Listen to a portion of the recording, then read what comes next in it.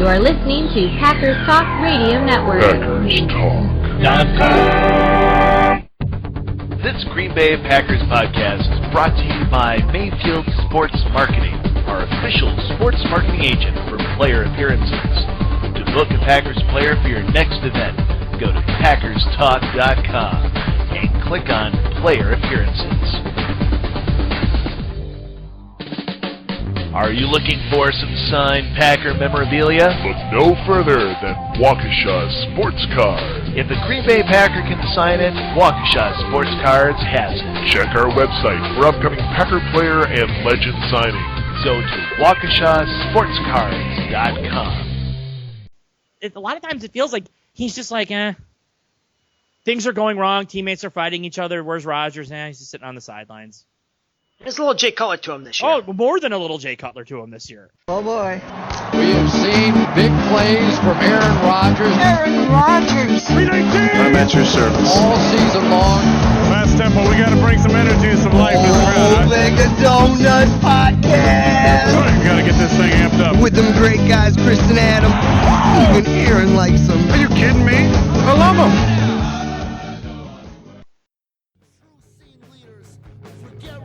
And get big picture, cause the kids at the shows, they'll have kids of their own. The sing-along songs will be our scriptures. We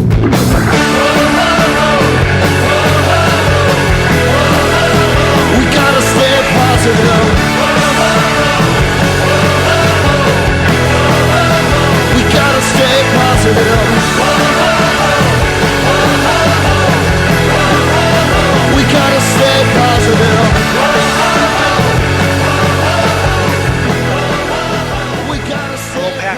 All big and all listeners and followers, I'm Adam Somers, joined by my bestest friend in the world, Chris Lempesis. We're doing our best to stay a little positive this week, Chris. When's the last time you've been this down on the Packers? Jesus, that's a good question. It is a good question. Kind of blindsided you with it. I don't know. When's the last time I was this down? I guess. Was it week 3 last year? I was pretty down. I don't think it. I mean, we were down week 3, but I mean, it's week 3. I don't know. Maybe 2010 when they felt like they. I think 2010. That's probably a good. That's probably a good Was answer. it FedEx Field 2010? FedEx Field 2010, or even Rodgers gets knocked out with a concussion. Packers lose 7-3 to the Lions. Oh yeah. That was pretty depressing. I was pretty low after that game, I remember.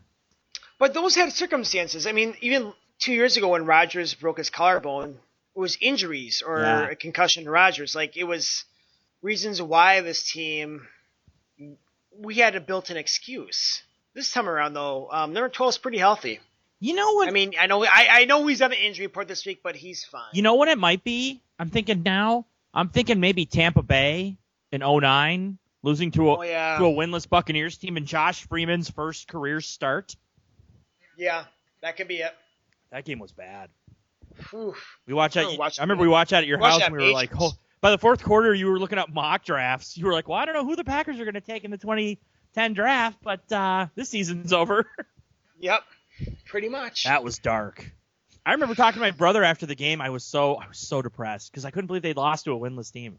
And I was like, they got to fire McCarthy. And I'd gone so far down the rabbit hole. I remember I was like, you think Urban Meyer could coach the Packers?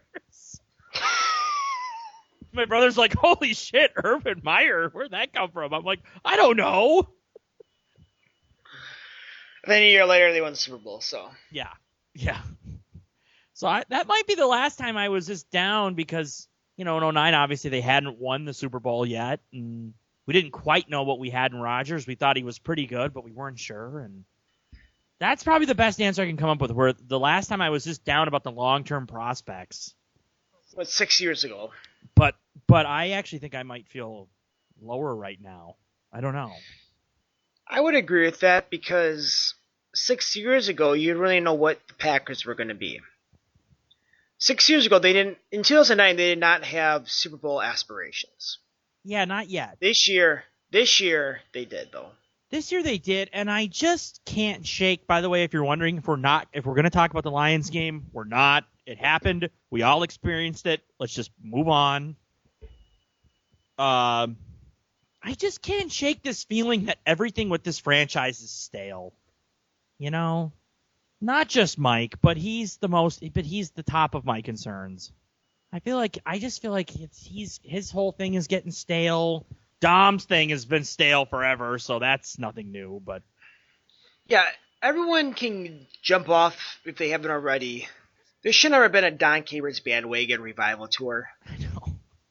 I mean, yeah, who would write an article the about defense that played pretty decent early in the year, but look who they played early in the year.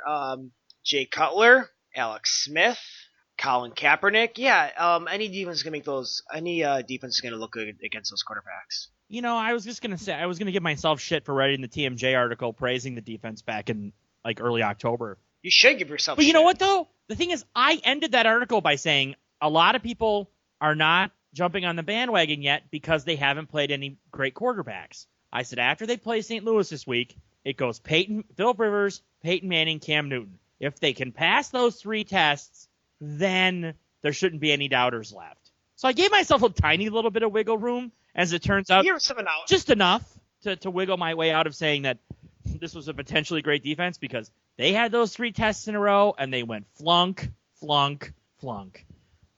And then Sunday not going to go into too many specifics, but Sunday, defense plays great all day.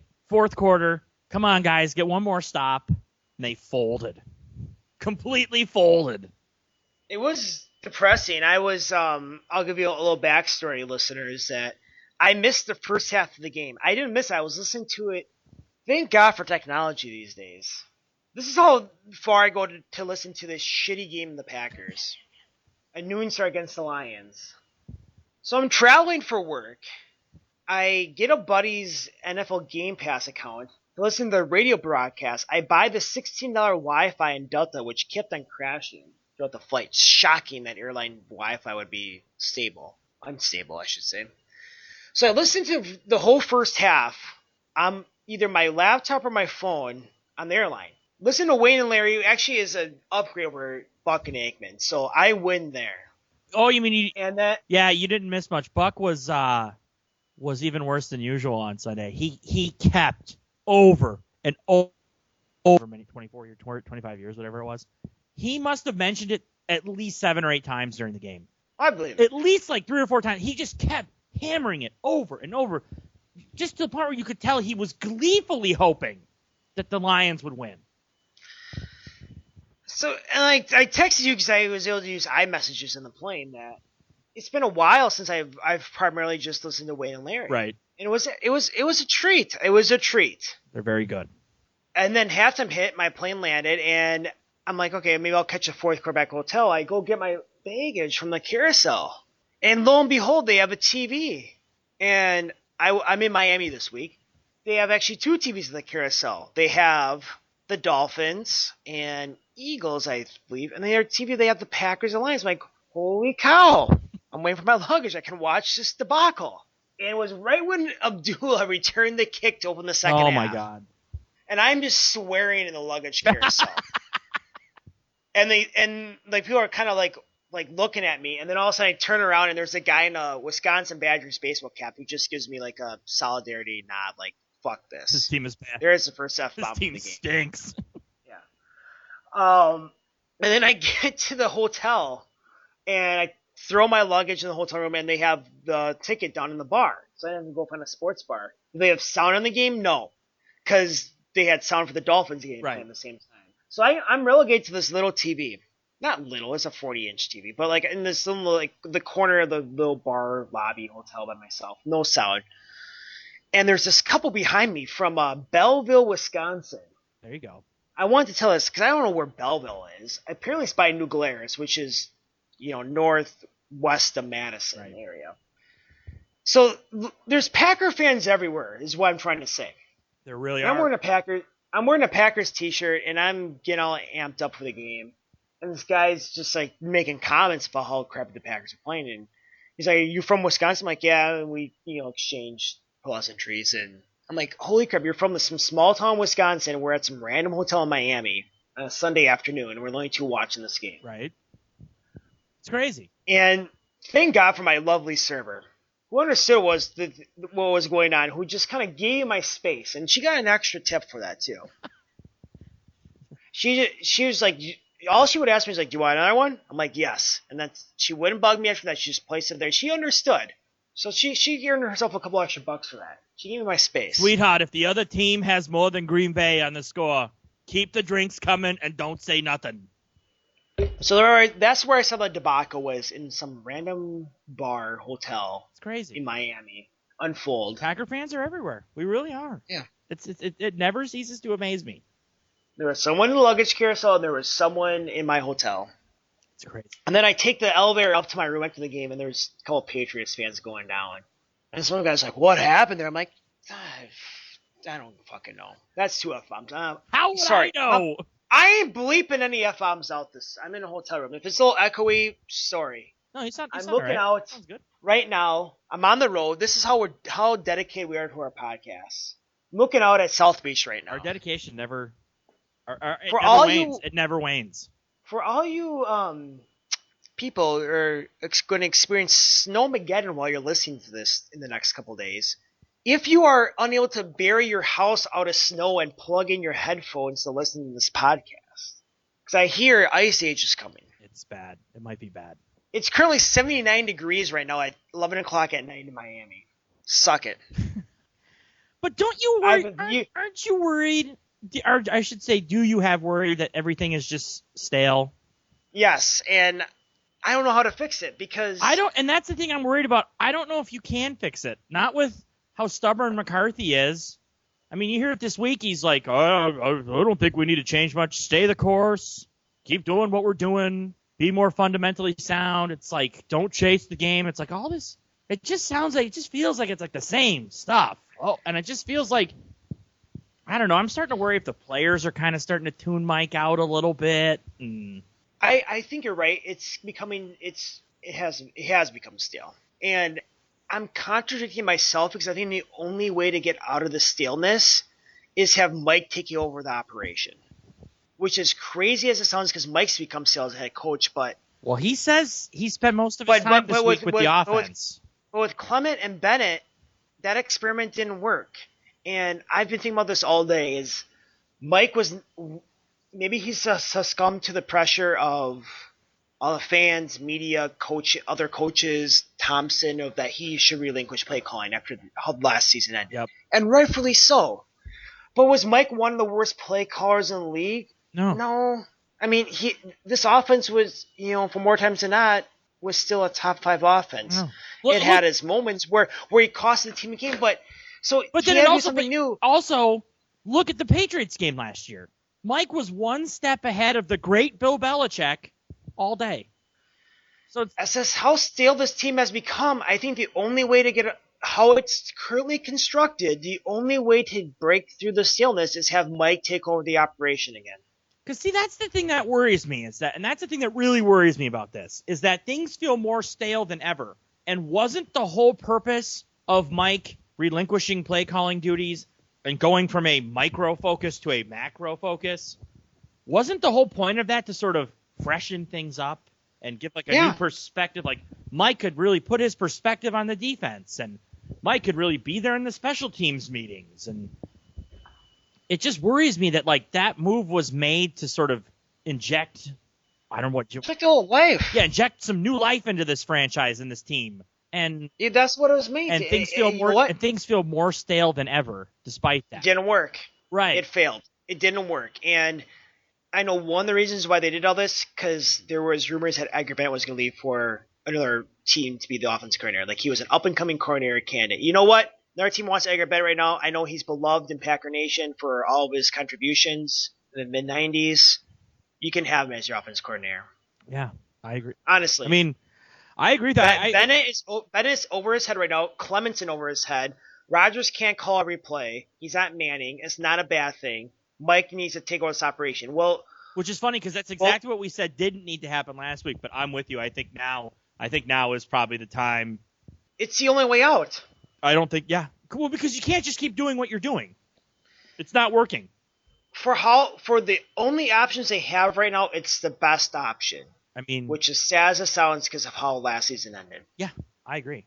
And I think it would signify to Mike that, like, we're not just going to sit by idly and let the ship sink. Like, damn it, I'm going to take the reins on this thing. I'm going back to doing what I did best.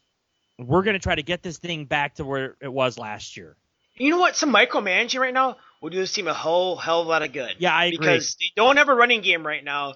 And if you want to micromanage the best quarterback in the game, do it because he needs it. Well, that's what scares me. Writing about this for TMJ this week about, like, how the Vikings, we'll get into this more when we start to preview the Vikings game, obviously.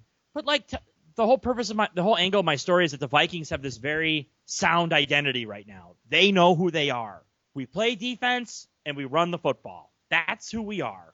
If you had to say what kind of team the Packers are, how would you ever answer? They're like nothing. They have no identity. The passing game stinks.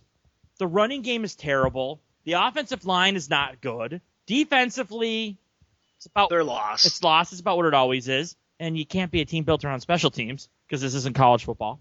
Yeah, thank God for Ron Zook. Yeah.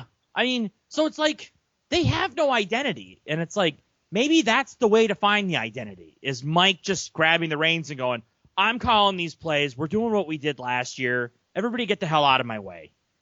Because at the end of the day, last year didn't end the way we wanted, but last year looks a hell of a lot better than this year looks. They're dying right now. I mean, this is rock bottom.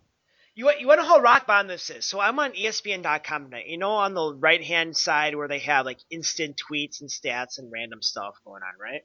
Mm-hmm. So it was right when the Jaguars and Titans game. We're recording this on a Thursday night. First drive, the Jays go 3-0. And the stat was whatever percentage was of the Jaguars lead are third worst in the league of number of 3-and-outs they have this year, right? I don't know what the percentage was. Only behind the Buffalo Bills and the Green Bay Packers. So the Packers are one of the two worst teams of 3-and-outs this year. They have the second most 3-and-outs this year of any NFL team. That's not really that surprising. It's not surprising, but it's goddamn sad. Oh, it is. Oh, no, it's definitely when you have sad. the MVP quarterback. It's just funny. Normally you hear a stat like that, you're like, what? Jaguars, but I'm like, no, I get it. I'm not surprised. When the Jaguars are better at that stat than you are, it's depressing as all hell. It's really bad. I mean, the offense is just really bad. There's kind of no other way to say it. I mean, you could kind of pinpoint, so what's the problem? It's kind of everything. Like I just said, it's everything, man. Rodgers is just all over the map. His fundamentals are terrible. He's looking to get out of he looks like he's looking. Actually, our friend Brillo DM'd me after the game on Sunday on Twitter because he missed. I don't know if he was busy or what, but he missed the first 3 quarters of the game. Yeah. He's like, what happened? And I was like, I don't know. Where do you want me to start? I was like, he's like, why does Rodgers look so jumpy? And I was like, he doesn't trust his offensive line. I'm like, he starts getting jittery within about a half a second of the snap. And he can sense him already looking for his escapes, his escape routes. And that's not good. And I'm like, his fundamentals are off. He looks jumpy. He doesn't trust the receivers. Kind of hard to blame him when, A, they can't get open, and B, they can't catch the ball when they do get open. Well, I think a lot of it comes back to the Nelson injury is becoming more and more obvious, and that's it. I just feel, but at the same time, I feel that's an easy excuse. Yeah, they would be a lot better with Nelson in the lineup. But like I've said. But let's not forget that last year and last how many years that Nelson's been the number one option. He's not always open. So if Nelson's not open, Rodgers would always find the next open guy. So why is Rodgers so jittery and doesn't trust anybody else? Because it's not like he was, Nelson got 200 targets every season. Nelson's really, really good. He is. But other teams respected that, and Rodgers still had to adjust when Nelson was covered or double covered. Well, I just think what happens is, the Nelson thing might be a little too convenient, but until I see otherwise, I continue to think that that's the number one thing. That's what worries. It's the number one. That's what worries me the most. Thing. Because you can't fix that. Jordy Nelson's not coming back this year. Yeah, it's the number one thing, but there's been games and times where Nelson has been a non-factor because the defense took him out of the game because he's that good, and Rodgers was still able to find a second, third, fourth looks, and he'd always would trust his offensive line. I don't see how Nelson's injury correlates to him not trusting anybody else in this offense. I think what's happening, including most importantly his offensive line. Well, it's like we were talking about this last week too. With Nelson being out, everybody's kind of moved up a peg. Randall Cobb now faces those double coverages that Jordy Nelson faced, and he has not excelled, to say the least. And then you got James Jones, and he's, like we said last week, it feels like it's struck midnight for Cinderella there. It has. Adams has been hurt. He's back now, but he's not a burner. These guys can't get open. And in the past, like I said this last week. We can give them a pass for the Denver game, the Carolina game, two really good defense. What's the pass for Detroit? They just not. There isn't. I don't know. It comes back to number 12. But they can't. These guys can't get open. Nobody ever pressed the Packers like they're pressing them now. McCarthy even said that the other day. Like, they're facing way more press coverage than they've ever faced before. And these guys can't get off breaks. And in the past, nobody ever blitzed the Packers because it was like, as somebody said to me on Twitter after the game, the Packers used to shred defenses that blitzed them as much as they're getting blitzed now. But because these guys can't get open, defensive coordinators are like, well, if they can't get open anyways, let's speed the clock up even further for Rodgers by blitzing the shit out of them. Like, I think it's a good offensive line. But the more I'm starting to think about it, the more I think they also got a lot of favorable matchups last year. They got a lot of teams that didn't blitz, that sort of just swept 4 rushers at the quarterback. And when you've got 5-on-4, that's pretty easy. It's a lot easier than when it's 5-on-6 or 5-on-7. I'm not going to deny that Nelson is the most important aspect of why this team is struggling, but there's still talent there. There's still talent, and I think a lot comes down to coaching. Well, I agree with that too. Regardless of what happens, they got to take a reevaluation of if they want to bring Clemens or Bennett back next year. I know a lot of fans love Edgar Bennett. No, he's having an awful job as a coordinator this year because they have no running game, and they have a lot of talented receivers. And the receivers can't get open, and their offense line is taking a step back. There has not been one single improvement on this team this year, or even a lateral equal play from last year under Edgar Bennett and Tom Clements. There just hasn't been.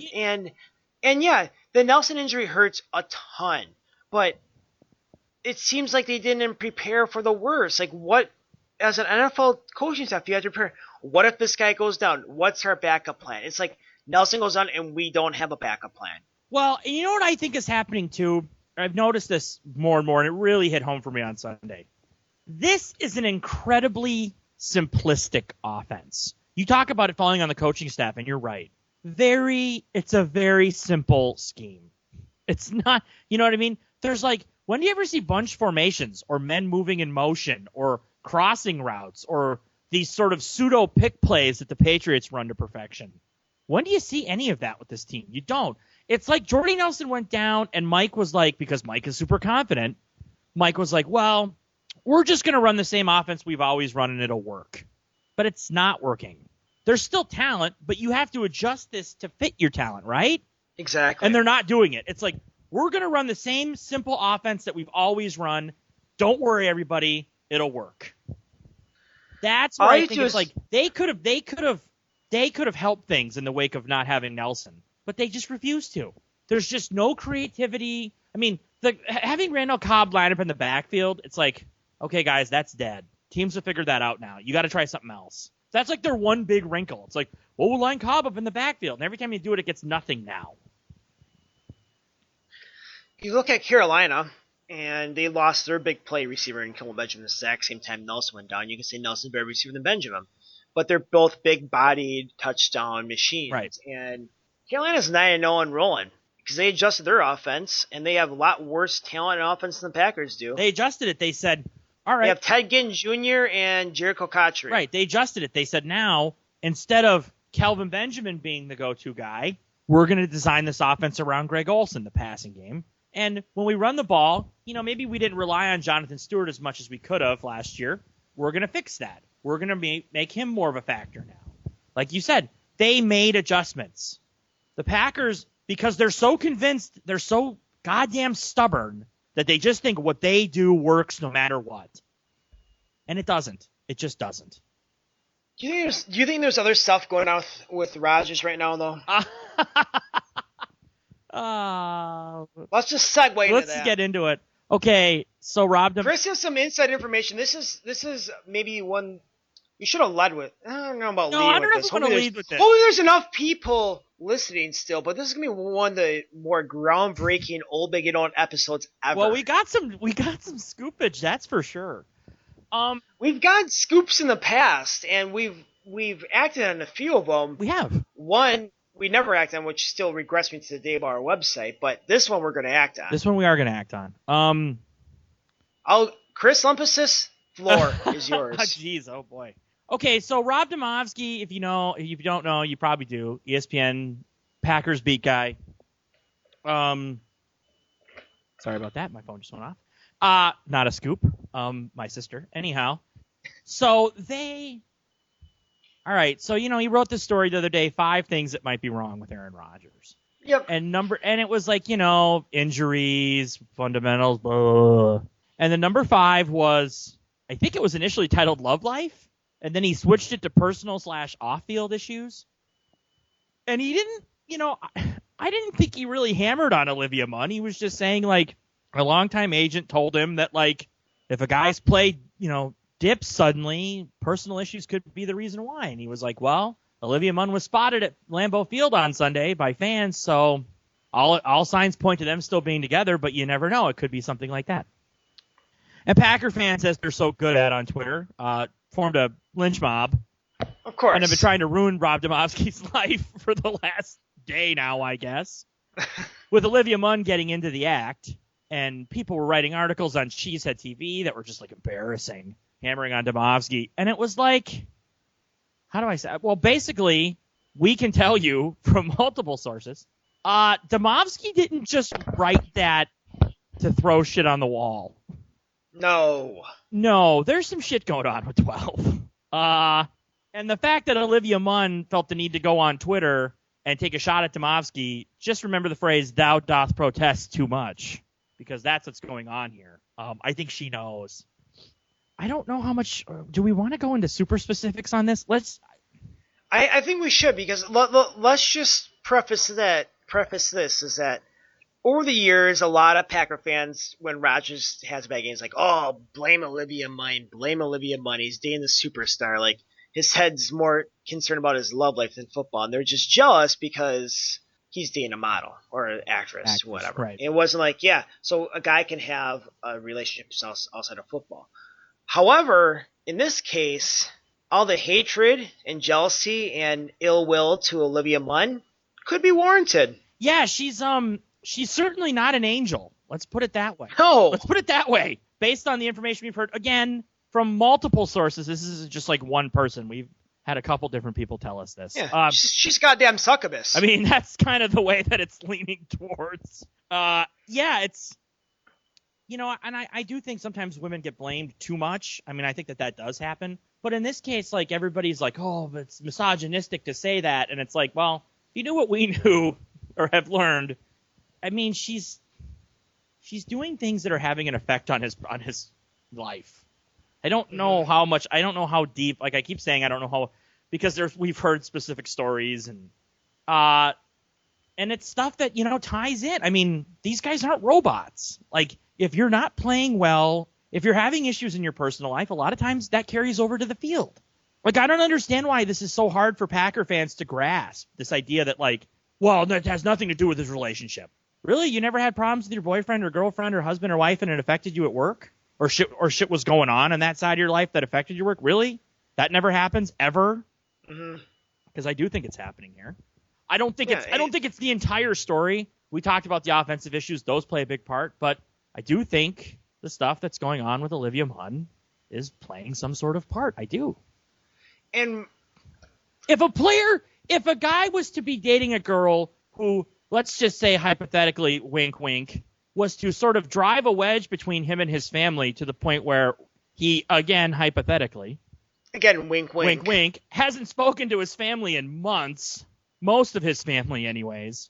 I mean, you don't think that would affect maybe how you're playing a little bit? Especially when a family, when you have, that's pretty close. Very tight. By all accounts, very tight family. And that has been very public in Wisconsin. Yeah. Your parents are very public in Wisconsin. You have 2 brothers who played football who are seem pretty close to you. That there's never been issues with your family before. And all of a sudden you cut your family off because of your succubus girlfriend. Yeah. I mean, Um, if he doesn't, I mean, do people realize that Rodgers no longer follows his brothers on Twitter? yeah. I'm just throwing that out there. Let's just That's cut just to the the thing. chase. From what we know, and we're not experts. We actually do have a lot of more insights than people think we do. We do. Inside connections. Rodgers has not talked to his family. He's cut his family off since last March or April because of his girlfriend. That's what we've heard. Yeah. That's the rub. I mean, the thing is that because the thing is, like, you get one person that tells you this, because we're both journalism guys. Like, Yeah. we're not just like random people who work wherever and are like, well, We're not the shock jocks, Chris. we're not shock jocks, and it's not like, oh, I just happen to, I work at wherever, I'm a construction worker and I blog at night. Like, Adam and I are actually trained at, like, we have knowledge and expertise on journalism. Like, if this was just one person that had told us something, it would be like, well, who knows? But then when you get it from, like, multiple people and people are verifying things that other people are saying, it's like, and these people are all sort of close to the situation, close-ish, close enough. I mean, you start to wonder. And again, it's not the only factor, but, I mean, you'd be crazy to think it's not playing a part. It's a big one. I think so. The comparison I used with my wife was Magglio Ordonez. Magglio Ordonez, for those of you who don't know, is a former outfielder for the Detroit Tigers. Hitting machine, guy could bat 300 in his sleep. 1 year, and I think this was 2008, but I'd have to go back and check. Mags got off to a terrible start. Couldn't hit shit. Was flailing at the plate, and everybody was like, what's going on with Ordonez? Is he hurt? Is he not happy with his spot in the lineup? Like, discord in the locker room? What's up? And then it came out from Ordonez that his wife was battling breast cancer. Oh, so there you go. It was like, I get it. An off-the-field issue in his personal life affected how he was playing. Because how could it not? And then the second his wife's breast cancer went into remission, boom, hitting machine returned. I'm just using that as one example. So when people say, well, you can't... Or another example that could hit closer to home to Packers fans or Wisconsin sports fans, remember when the Brewers traded, or not, actually the Tigers traded Prince Fielder to the Rangers. And his first year at the Rangers was just awful. Yep. And you find out that his wife and him later on were going through a divorce. Yeah. And he has 2 kids. And when he was with the Brewers, you saw his 2 kids all the time in the ballpark. Right. He was a great dad, supposedly, at least in the public eye. And his wife was keeping his kids away from him. We're trying to get sole custody. And that affected his play. Then all of a sudden, I don't know how things got settled this year, but things got settled, whatever, and Fielder had an all-star type caliber year, led the Rangers to a playoff spot. Yeah, he was actually his last year with the Tigers when he was really, really bottoming out on the field. That's what came out that's when they were first getting separated. Yeah. That things were first starting to go wrong with him. It was like, and there's all sorts of urban legends about that I'm not going to go into. But no. It's I mean, it just, like we said, we're just pointing out examples of, like, this stuff off the field can affect on the field. So when people are like, oh, you don't bring the girlfriends into this, it's like, well, but again, based on everything we've just told you guys, I could play a part. It's just because their jobs in the public eye doesn't give them, superpowers to block out with their personal Well, you know what it is, too? I was talking to our old pal Gino the other night about this. Or was it Gino? Was it Gino or my wife? I can't remember. But we're so used to Favre, right? Favre, who was going through crazy shit off the field. Drug addictions, alcohol addictions, his dad dying, his wife having cancer. And Favre could always, like, block it out and go and kick ass, right? Favre's dad dies, and he goes out and throws for 400 yards and 4 scores the next night. That's not normal. That's not normal. And that's not everybody. So some people, and it's like your job, you the listener, you might have people who can block out personal drama and people who can't. And I am starting to wonder if all this stuff is playing a factor. Favre was a special animal, and really that's not the norm. That's not the norm. What Rodgers is going through is potentially the norm. I think it's more the norm. Right. I agree. I totally agree with you. And we've all worked with people who've had personal issues on various fronts at our jobs, and be damned to think that you don't know someone who struggled at their performance of their job while they're going through personal stuff. And we all have understood, like, hey, so-and-so's going through divorce, so-and-so has some family medical issues, blah, blah, blah. We give them a pass.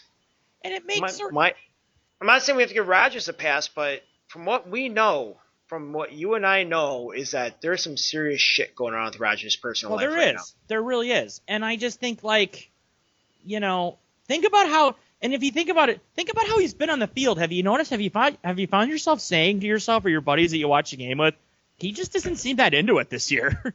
He just seems like he's kind of not, I don't want to say totally invested, but a lot of times it feels like he's just like, things are going wrong. Teammates are fighting each other. Where's Rodgers? He's just sitting on the sidelines.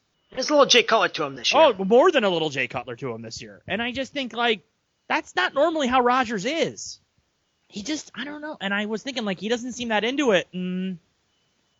Watch, they'll win on Sunday and all this will look stupid. But that's right. We've looked stupid before. Let's get to Sunday. Let's talk about Sunday. So there you go. We just wanted to drop a little bit of knowledge on you guys, and now we move on to the Viking game.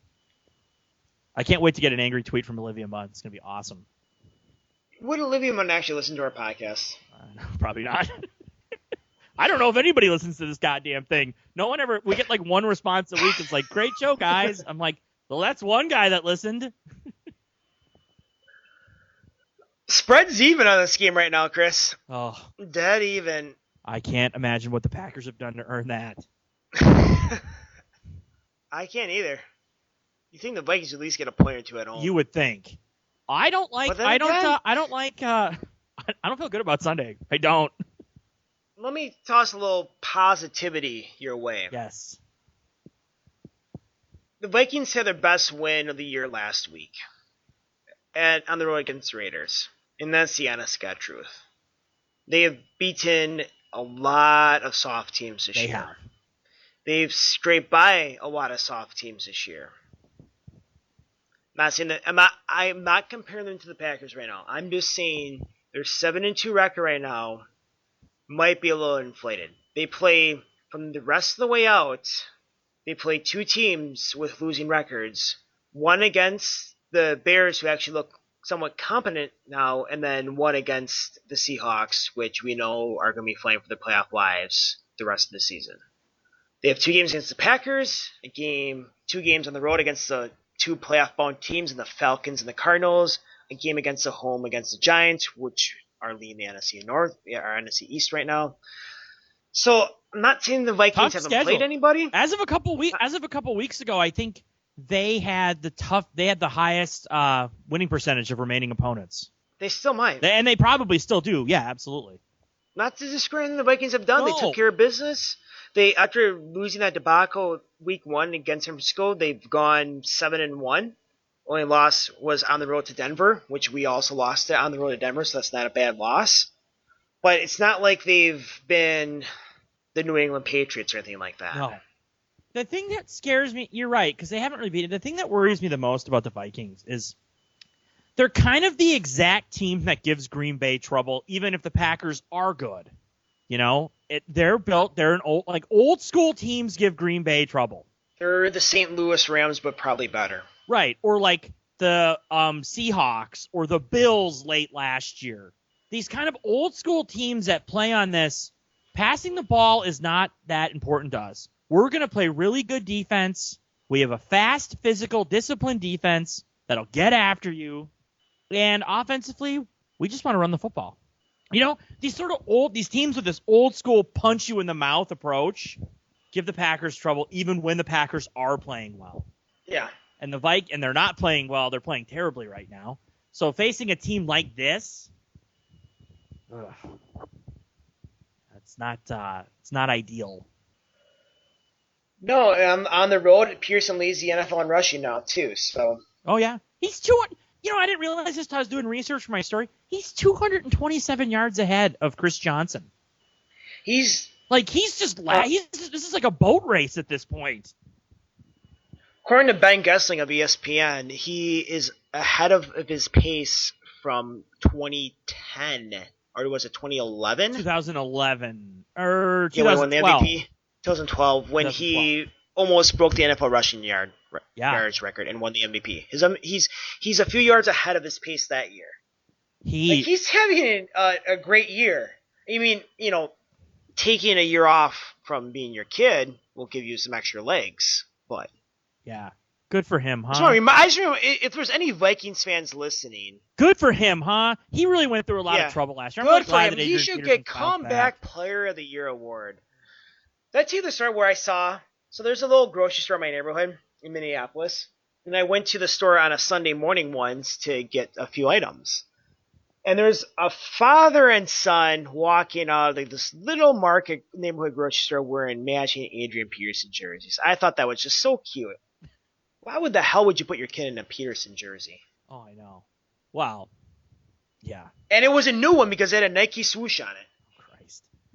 Yeah, I mean, it's certainly not a good dude. But, I mean, it's like, it's scary. I mean, it's scary to watch. I mean, he's a freak. Like, you watched that 80-yard run that clinched the game last Sunday against the Raiders? Yeah. That's the same Peterson from 2012. It's the same Peterson from his rookie. Yeah. The same Peterson from his rookie year. It's like, Jesus Christ, this guy hasn't, he's the same guy. How? He's 30. Because he started the year hot, which I figured would happen. I'm like, he's been off for a year. His legs have rested. Gives his body a full year to recover from all the punishment he'd taken in his career up to that point. Yeah. So I figured he'd have a hot start to the year and then he would cool off because he's 30. That hasn't happened at all. He's getting better. It's pretty scary. How do the Packers contain him? Can they? I don't know. How do they? It's kind of struggled. They have struggled with it in the past. They have. They certainly have. I mean, not to sound like Mike McCarthy, but isn't it just fundamentals? Just kind of keeping the box, have a heavy box, make sure everybody maintains their gap discipline. They have to tackle well, which has been an issue for this defense. Surprise lately. All that sort of classic shit, I would think. I don't think there's any sort of real fancy way to beat a guy like Adrian Peterson other than just play old school football and have multiple guys get to the ball, and because don't try to bring him down with just one guy. Is it too obvious to say you just sell out and put 9-10 guys in the box? No, I think that's what you have to do, right? Because the Vikings do have the second worst passing offense in the league by total yards in the league. They have only 1,633 yards passing. That's second worst in the league. Behind what? St. Louis. They're still ahead of Green Bay, though, right? No. I'm just kidding. Green Bay's 22nd. I'm just kidding. It's not. They're close. They're close. That's scary. They're close. Yeah, I think. You just load the box. You just go 8 guys. You just go 7, 8 guys or 8, 9 guys in the box, and you go, all right, Ted. Well, what do you got? Mm-hmm. Because it's. I mean, the Vikings are second in the league in total rushing attempts, behind only Carolina. Yeah. I mean, they're a run first, second, third, fourth, fifth, sixth, and seventh offense. So it's going to be Peterson on first down, Peterson on second down, and hope it's, worst case 4. Then all Peterson has to do, or Bridgewater has to do, is find Kyle Rudolph for a 4-yard pass, or Wallace, or whatever. I'm worried about this. I really am. I'm really worried about this game. Because if the Packers lose, you don't want to say bye-bye to the division, but... Ken, they're 3 games back with... Yeah, they'd be 3 games back with the tiebreak. Yeah, including the tiebreaker. 3 games back with 6 to play. It's done. It's done. Yeah, it's pretty close. I don't care that the Vikings have a tougher schedule. The Packers still have a couple losses on their schedule.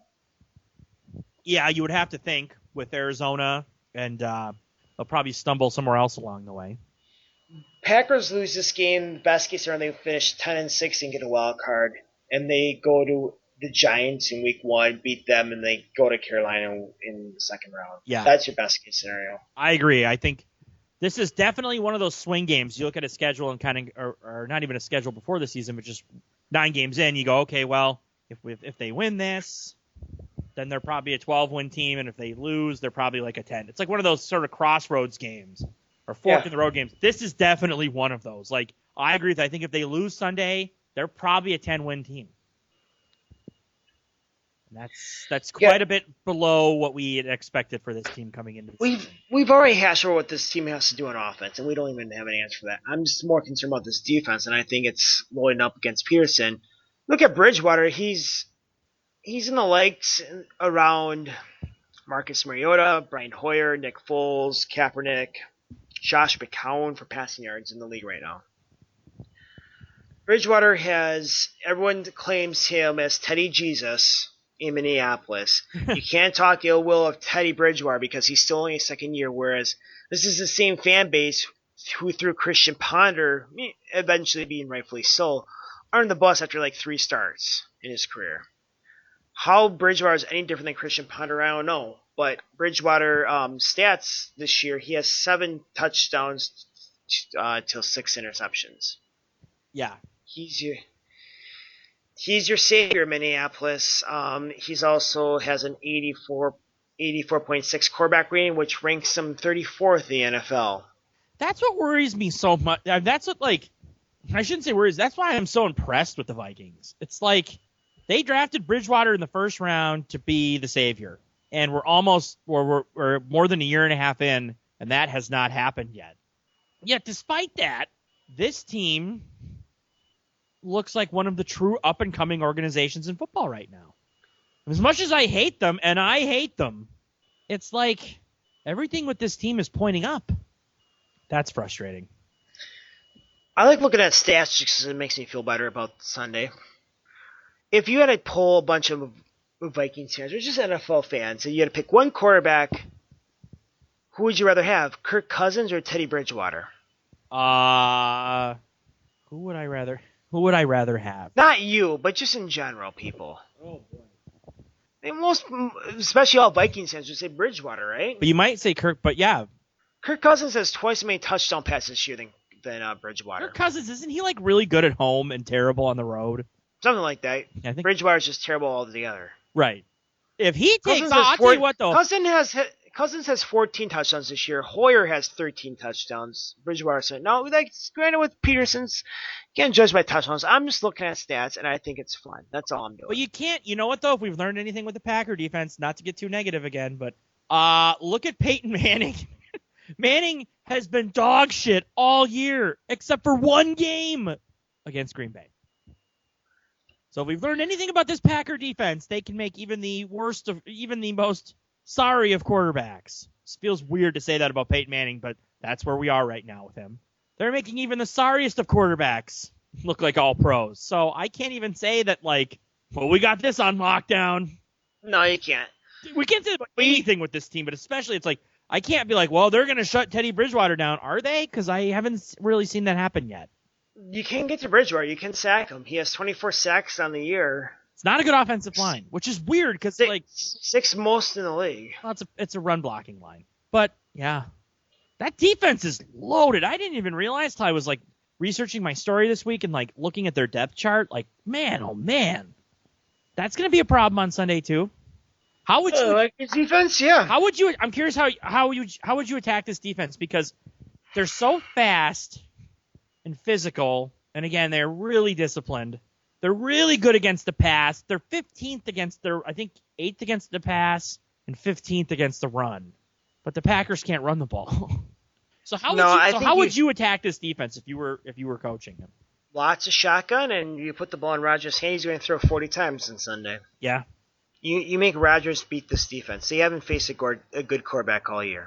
They just this defense has not faced a good outside of Phillip Rivers. They have not faced a good quarterback all year. Yes. That's the honest to God truth. I would tend to agree. So don't run the ball, Mike. Don't run the ball on every first down. You know their pass defense is better than their run defense.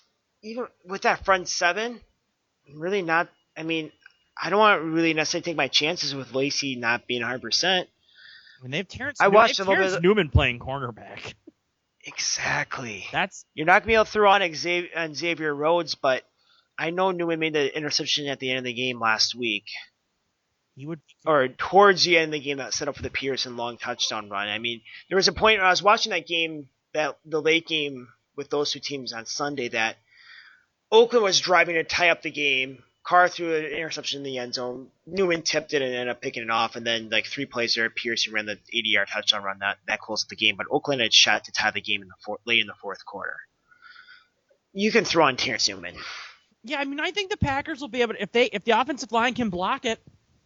That's why I think you have to go shotgun. I mean, this defense is really fast. It's really fast, and Rodgers has to have one of the best games of his season.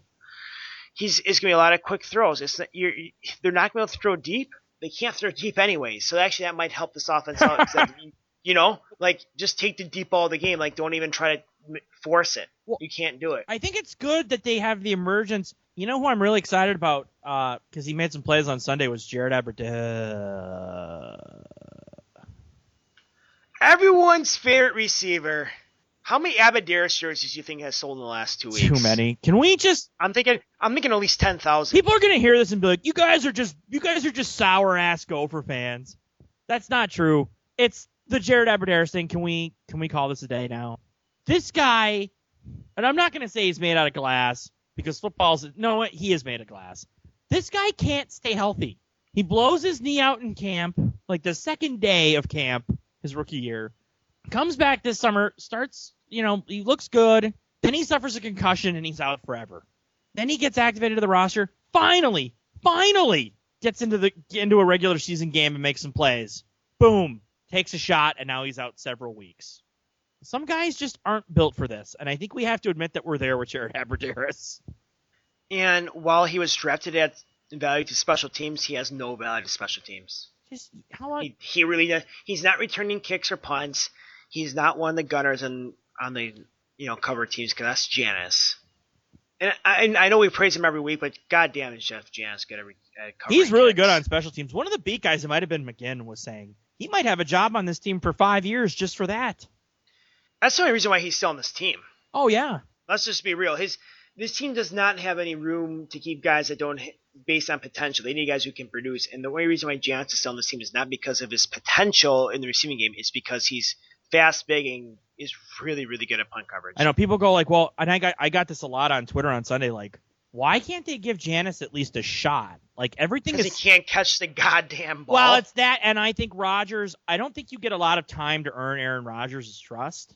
I mean, you see it during training camp that like, if you follow the beat guys during the training camp practices, how many times is it? Aberdare with a nifty move on Casey Hayward down the sidelines, beautiful pass from 12 dropped. Rodgers glares at Janis as he's walking back to the huddle. Like, you saw a lot of that if you followed the practices. And I just don't think he trusts the guy. And I think it gets to a point with Rodgers where it's like, you're kind of just dead to me. It's not like Favre, where Favre would kind of keep going back. Favre never gave up on anybody.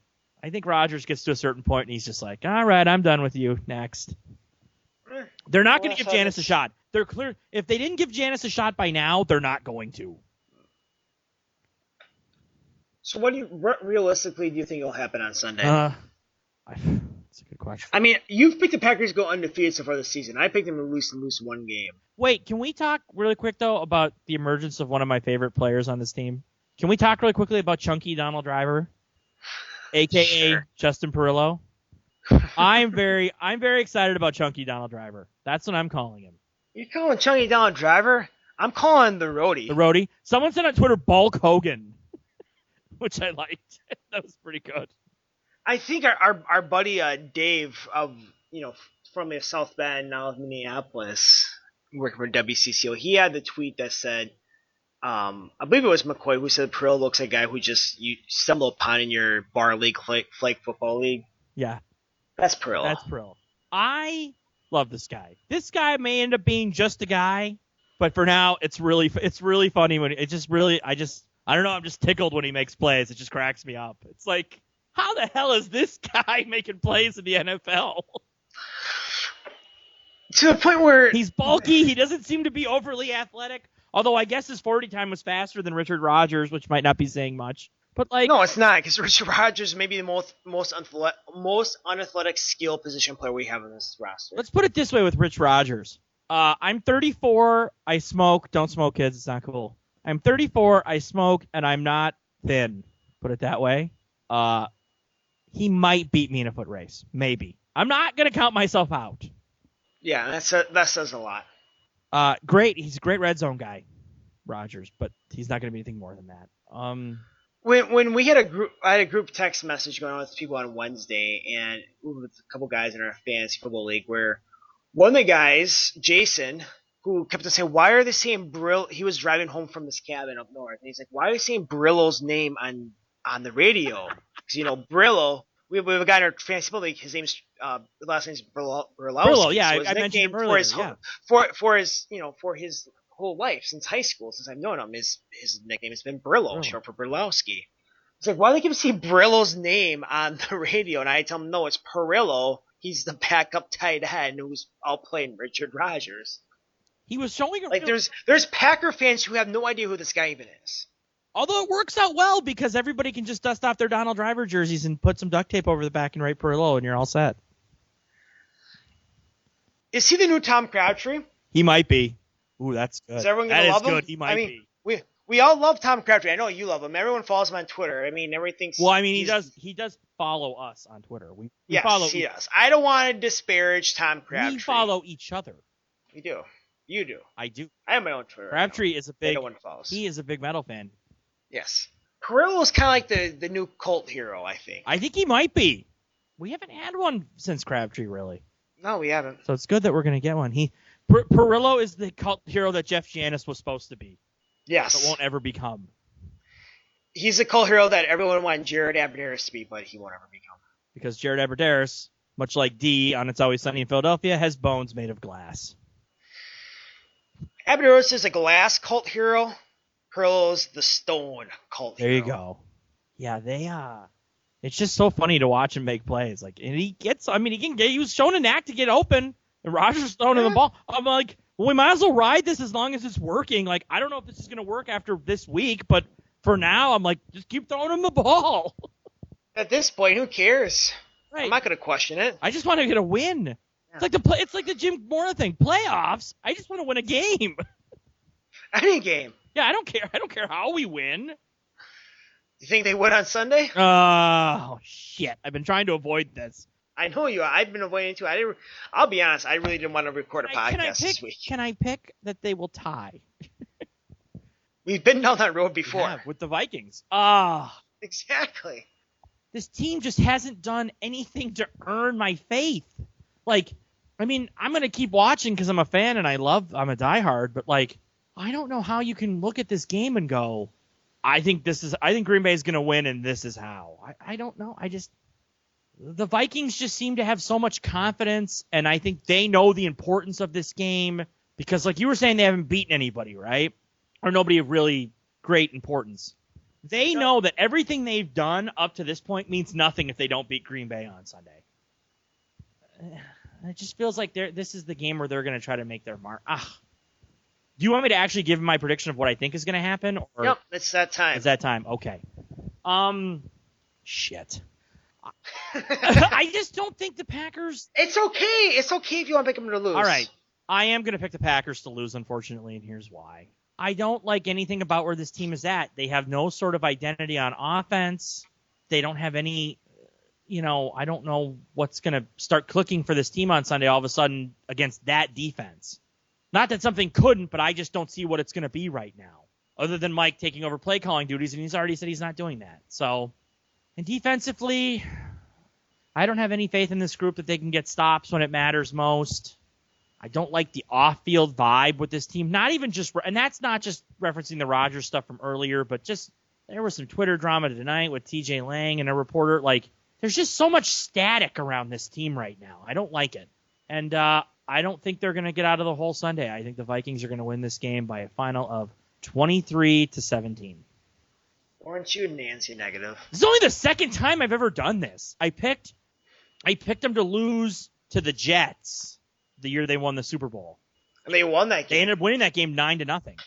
But this is only the second time in the... So karma is on our side. When Chris Lempesis picks the Packers to lose, they win. This is only the second time in 6 years of doing these. First on our website now for the wonderful folks at Packers Talk Radio. This is only the second time I'm picking the Packers to lose, but they haven't done anything to earn me saying they'll win. I get this feeling that they bottomed out last week. I think you talk about the Vikings know the importance of this game. I think if the Packers have any shot of doing anything significant this year, though the veterans they have on this team, they know the significance of this game. Now, if they would have beat Detroit last week, I actually would probably pick Minnesota to win this week. I think this would have been a little bit of a lack of a term trap game. The Bears shouldn't be anyone trapping with, but I think losing to Detroit makes this team desperate, and I don't think they were desperate before.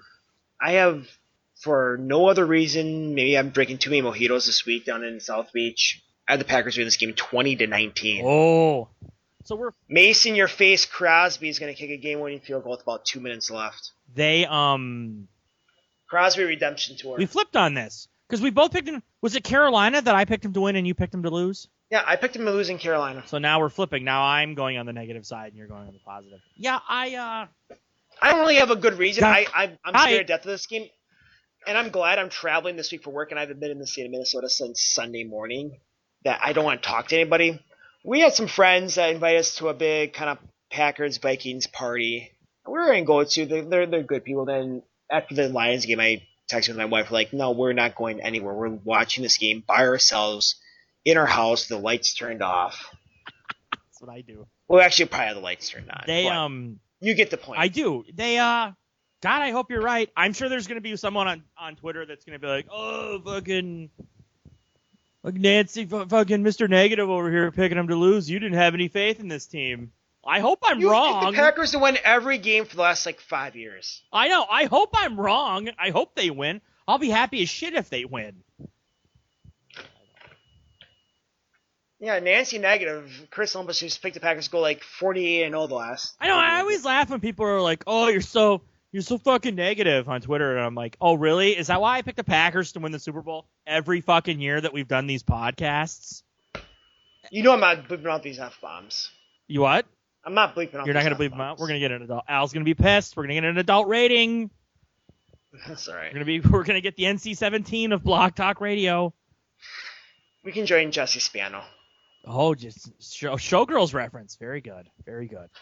I've never seen that movie, as my wife is sitting next to me while we're recording this. She's flipped me off. I've never seen that movie. I haven't. Showgirls, wait, what? Where am I? Rachel, it's okay. What day is this? I don't know. What was Showgirls? What's that? High quality cinema. Really, it's a cult classic, I think. So, side note, and before we close this podcast, we're talking about Saved by the Bell. Went to this bar restaurant with some coworkers. You met Tiffany Amber Thiessen? No, but they had the door to the bathroom had a painting of Tiffany Amber Thiessen on it. Did it really? It had an old school Kelly Kapowski caricature on the bathroom door, the door that led to the bathroom. It was a joint bathroom. They had Zach Morris and Kelly Kapowski painted on the bathroom door. That's all. Charles and Diana of my youth. I miss that show. Jeez, just hearing the name Kelly Kapowski gets me all flushed. I don't even know what's going on. What time? Where are we? Freshman year in college, I gave it in my speech class as a praise. We had to give a praise speech on something. I give it on Kelly Kapowski. She played an important role for a lot of kids growing up. Got a B+ on it. I'm not gonna lie. I gave a good speech. You know. The instructor said the topic was idiotic. That's why he only gave me a B instead of an A. But he's like, you wrote it out very well and you performed it very well. So then there you go. Anyways, I don't know how to wrap this up. Boy, we really talked about a lot, huh? We talked about. I feel we were very, very aggressive in this podcast. I think we were. Well, more so than usual. For it. I think the situation called for it. You got to cut through the static, and that's how you do it. Is you're aggressive. But you end it by talking about Saved by the Bell. Basically, let's hope you're wrong and I'm right this week for once. Yes. And we'll be recording our next week's podcast. We'll do a recap, actually. We'll be recording on the Friday after Thanksgiving game. So hopefully the Packers will go into the big Thanksgiving battle against Chicago with a winning streak of 1. That's a win. And we can enjoy our Thanksgiving. That's all I gotta say. I want to enjoy my Thanksgiving. I hope you enjoy your Thanksgiving. Or everyone enjoys your Thanksgiving. Yeah, everybody have a great Thanksgiving. It all starts this weekend up in TCF Bank Stadium. The last time the Vikings will play outdoors because they're a very tough team that wants to dome their stadium. I love how the fans and players are like, we're ready for the cold weather. Well, yeah, you have no other freaking choice. You're playing in a college stadium. Bunch of hacks. You can tell me we're keeping the aggressive theme here right up until the bitter end. So yeah. So until next week, I'm Adam Somers. And I'm Chris Lempesis. Be aggressive. Stay aggressive.